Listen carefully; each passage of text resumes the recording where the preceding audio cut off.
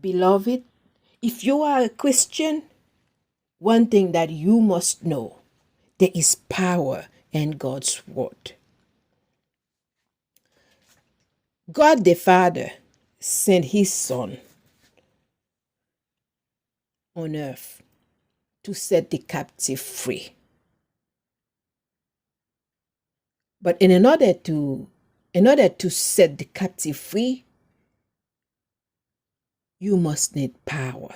You must have power, spiritual power, to set the captive free. So Jesus went fasting into the wilderness for 40 days. He reached a time in which he was very starving and thirsty. The devil came.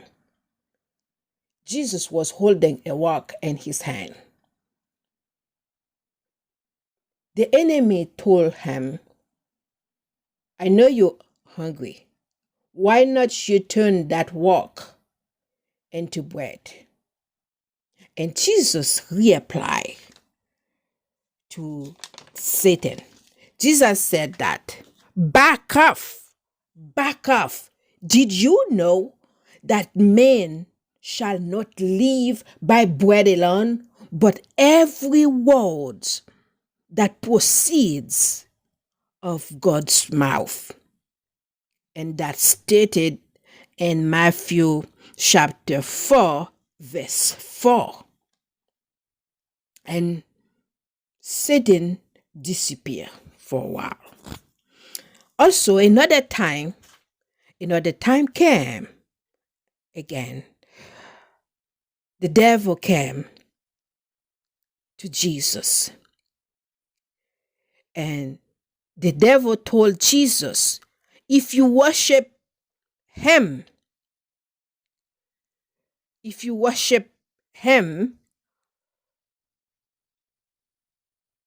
which is, I should say, M-A, but I don't want to say M-A.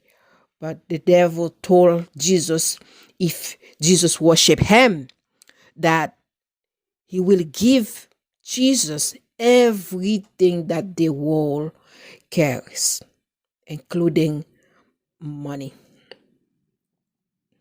And Jesus rebuked him again with the words. Jesus said, back off, back off. It is written that you should worship the Lord, your God, him only you shall save. And that's stated in Luke chapter 4, verse 8. So Satan left Jesus alone for a while. And Jesus went to Jerusalem. And the devil, came again with another temptation. And he told Jesus, if you drop yourself from the building up there where you are, your Father will send mighty angels to capture you, and which you will not even hurt your feet. So come down, don't worry, drop yourself, and your Father will send the angels to protect you. And don't worry, you wouldn't get hurt. And Jesus rebuked him again. Jesus said to him, don't you ever test your God.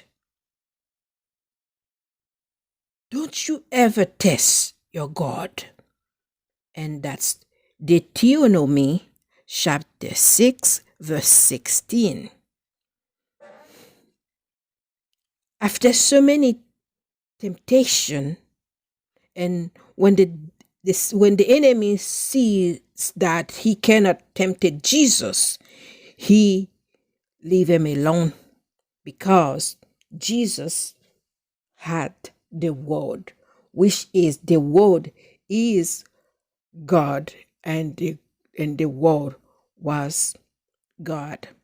So there is power in God's word, particularly if you have the covenant with God, if you believe in Him as the Son of God, if you believe that He came and died on the cross for your iniquities. So He has given you power once you give your life to Him. So as you can see that the devil came to Jesus multiple times because the enemy wanted to destroy his life. The enemy wanted to be worshipped instead of God. Instead of Jesus, the enemy wanted to take Jesus's place to be the God, to receive worship, to receive praise. But Jesus was able to utilize his word to rebuke the enemy. And you and I have the capability to do the same thing if we believe in God, if we expound in His word, if we apply His word in our circumstances. He told Joshua, which is Jesus, Joshua, if you want to be prosper in life, you need to meditate in my words. And Joshua did, and Joshua was extremely prosper. So